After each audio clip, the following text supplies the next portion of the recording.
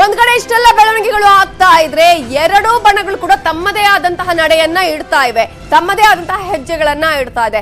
ಹಾಗಾದ್ರೆ ಶಿಂದೆ ಟೀಮ್ ನ ವಾದ ಏನು, ಅವರ ಹೆಜ್ಜೆಗಳೇನು, ಅಘಾಡಿ ಸರ್ಕಾರ ಯಾವ ರೀತಿಯಾದಂತಹ ಒಂದು ಹೆಜ್ಜೆಯನ್ನ ಇಡ್ತಾ ಇದೆ ನೋಡೋದಾದ್ರೆ, ನಾವು ನಿನ್ನೆಯಿಂದಲೂ ಕೂಡ ಹೇಳ್ತಾ ಇದ್ವಿ ಶಿಂದೆ ಟೀಮ್ ನ ನಡೆ ಏನು ಅಂತೇಳಿ. ಆಗ್ಲೇ ಹೇಳಿದ್ವಿ ನಾವು ಕಾನೂನು ಹೋರಾಟಕ್ಕೆ ಇಳಿದ್ರೆ ನಾವು ಕಾನೂನಿನ ರೀತಿಯಲ್ಲೇ ನಡೀತಾ ಇದ್ದೀವಿ ಅನ್ನೋದು ಶಿಂದೆ ಟೀಮ್ ನ ವಾದ. 3/2 ಆಧಾರದಲ್ಲಿ ಅನರ್ಹತೆಗೆ ಅವಕಾಶ ಇಲ್ಲ ಅನ್ನುವಂತಹ ವಾದವನ್ನ ಶಿಂದೆ ಟೀಮ್ ಮಾಡ್ತಾ ಇರುವಂತದ್ದು. ಸಂವಿಧಾನದ ಸ್ಕೆಡ್ಯೂಲ್ ಪ್ರಕಾರ 10ರಡಿ ಯಾವುದೇ ಕಾರಣಕ್ಕೂ ನೀವು ಅನರ್ಹತೆ ಮಾಡೋದಕ್ಕೆ ಸಾಧ್ಯವಿಲ್ಲ, ಅದು ಅಸಾಧ್ಯ. ಯಾಕಂದ್ರೆ 3/2 ಮೆಜಾರಿಟಿಯಷ್ಟು ನಮ್ಮಲ್ಲಿ ಶಾಸಕರು ಇದ್ದಾರೆ, ನಿಮ್ಮಲ್ಲಿ ಶಾಸಕರೇ ಇಲ್ಲ, ಕಾನೂನು ಮೂಲಕ ಹೇಗೆ ಹೋರಾಟ ಮಾಡ್ತೀರಿ ಅನ್ನುವಂತಹ ಪ್ರಶ್ನೆಯನ್ನ ವಾದವನ್ನ ಮಂಡಿಸ್ತಿದ್ದಾರೆ. ಅನರ್ಹತೆಯ ಅಸ್ತ್ರವನ್ನ ನೀವು ಪ್ರಯೋಗಿಸಿದ್ರೆ ನಾವು ಕಾನೂನು ಹೋರಾಟ ಮಾಡ್ತೀವಿ ಹೊರತು ನೀವು ಕಾನೂನಿನ ಮೂಲಕ ಹೋರಾಟ ಮಾಡೋದಕ್ಕೆ ಇಲ್ಲಿ ಸಾಧ್ಯ ಇಲ್ಲ.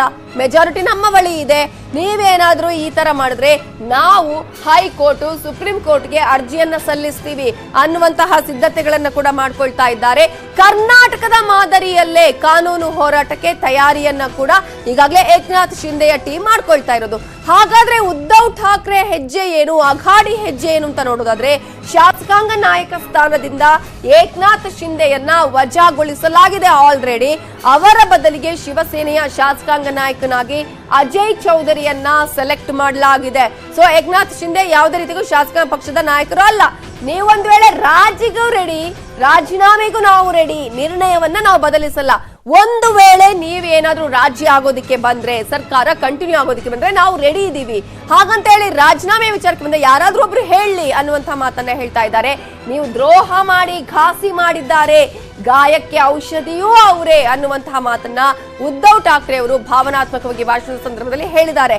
ನಾನು ಚಕ್ರವ್ಯೂಹದಲ್ಲಿ ಸಿಲುಕಿದ್ದೇನೆ, ಸೋತಿಲ್ಲ, ಆದರ್ಶವನ್ನ ಬಲಿ ಕೊಡಲ್ಲ ಅನ್ನುವಂತಹ ಭಾವನಾತ್ಮಕ ಮಾತುಗಳನ್ನ ಉದ್ಧವ್ ಠಾಕ್ರೆ ಅವರು ಹೇಳಿದ್ದಾರೆ. ಹಾಗಾದ್ರೆ ಈ ಎಲ್ಲಾ ನಡೆಗಳು ಏನಾಗಬಹುದು, ಯಾವ ರೀತಿಯಾದಂತಹ ಬೆಳವಣಿಗೆಗಳಿಗೆ ಕಾರಣ ಆಗಬಹುದು ಅನ್ನೋದನ್ನ ಕೂಡ ನಾವು ನೋಡ್ತಾ ಹೋಗೋದಾದ್ರೆ, ಒಂದಷ್ಟು ಬೆಳವಣಿಗೆಗಳು ಈಗ ನಡೀತಾ ಇರೋದನ್ನ ನಾವು ನೋಡ್ತಾ ಇದ್ದೀವಿ.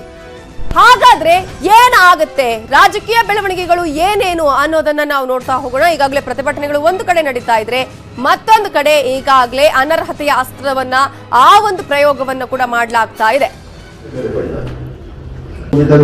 तुम्ही जरी थांबला हे काय करताय, मला म्हणजे मी मध्ये पडणार नाही, त्यांचा निर्णय त्याला घेऊन मी नाही मध्ये पडणार. मग तो ठराव मंजूर झाल्यानंतर शेवटच्या सत्रात जेव्हा शिवसेना प्रमुख आले त्यांनी सर्वांना विचारलं होतं की हे जे केलंय ते तुम्हाला मी त्याला सांगतो, तुम्ही जरी थांबला हे काय करताय, मला म्हणजे मी मध्ये पडणार नाही, त्यांचा निर्णय त्याला. ठाकरे यांच्या प्रखर हिंदुत्वाच्या विचारांचं जे धोरण आहे ते पुढे घेऊन जाईल. त्या विचाराशी कधी प्रतारणा झाली नाही आणि होणार नाही. शिवसेना अखंड महाराष्ट्राचा आणि मराठी अस्मितेचा जो विचार आहे त्याच्याशी कधीही प्रतारणा करणार नाही, यापूर्वी केली नाही.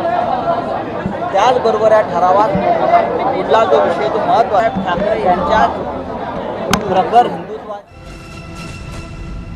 ಸರ್, ಸಂಜಯ್ ರಾವತ್ ಅವರಂತ ಹೇಳಿದ್ದನ್ನ ನಾವು ಗಮನಿಸಿದ್ವಿ, ಯಾವ ರೀತಿಯಾದಂತಹ ಬೆಳವಣಿಗೆ ಕಾರಣ ಆಗ್ತಾ ಇದೆ ಅಂತ ಹೇಳಿ. ಆದ್ರೆ ಒಂದು ಕಡೆ ಈಗಾಗಲೇ ಮುಂಬೈನಲ್ಲಿ ಉದ್ಧವ್ ಠಾಕ್ರೆ ಪರ ವಿರೋಧ ಪ್ರತಿಭಟನೆಗಳು ನಡೀತಾ ಇದೆ. ಈ ಬೆಳವಣಿಗೆಗಳ ಬಗ್ಗೆ ಪ್ರತಿಭಟನೆಗಳು ನಡೀತಾ ಇದೆ, ದೊಡ್ಡ ಮಟ್ಟದ ಹೋರಾಟಗಳು ನಡೀತಾ ಇದೆ. ಮುಂಬೈನಲ್ಲಿ ಉದ್ಧವ್ ಠಾಕ್ರೆ ಪರ ವಿರೋಧಿ ಪ್ರತಿಭಟನೆಯ ಬಿಸಿ ಈಗ ತಟ್ತಾ ಇದೆ. ಠಾಣೆಯಲ್ಲಿ ಏಕನಾಥ್ ಶಿಂದೆ ಪರ ಅಂದ್ರೆ ರೆಬಲ್ಸ್ ನಾಯಕನ ಪರ ಬೀದಿಗಿಳಿದಿದ್ದಾರೆ ಕಾರ್ಯಕರ್ತರು. ಉದ್ಧವ್ ಠಾಕ್ರೆ ವಿರುದ್ಧ ಘೋಷಣೆ, ಏಕನಾಥ್ಗೆ ಜೈಕಾರವ ಕೂಡ ಅಲ್ಲಿ ಮೊಳಗಿರುವಂತದ್ದು. ಏಕನಾಥ್ ಶಿಂದೆ ಪರ ಒಂದಿಷ್ಟು ಕಾರ್ಯಕರ್ತರು ಬೀದಿಗಿಳಿದಿದ್ದಾರೆ. ಏಕನಾಥ್ ಶಿಂದೆ ಅವರ ವಿರುದ್ಧವಾಗಿ ಪ್ರತಿಭಟನೆಗಳು ನಡೀತಾ ಇದೆ. ಉದ್ಧವ್ ಠಾಕ್ರೆ ಪರ ವಿರೋಧ, ಹೀಗೆ ಪ್ರತಿಭಟನೆಗಳು ಈಗ ನಡೀತಾ ಇರೋದನ್ನ ನಾವು ಗಮನಿಸ್ತಾ ಇದ್ದೀವಿ. ಕೆಲವರು ಉದ್ಧವ್ ಠಾಕ್ರೆಗೆ ಜೈಕಾರ ಹಾಕಿದ್ರೆ, ಇನ್ನು ಕೆಲವರು ಏಕನಾಥ್ ಶಿಂದೆಗೆ ಜೈಕಾರವನ್ನ ಹಾಕಿದ್ದಾರೆ.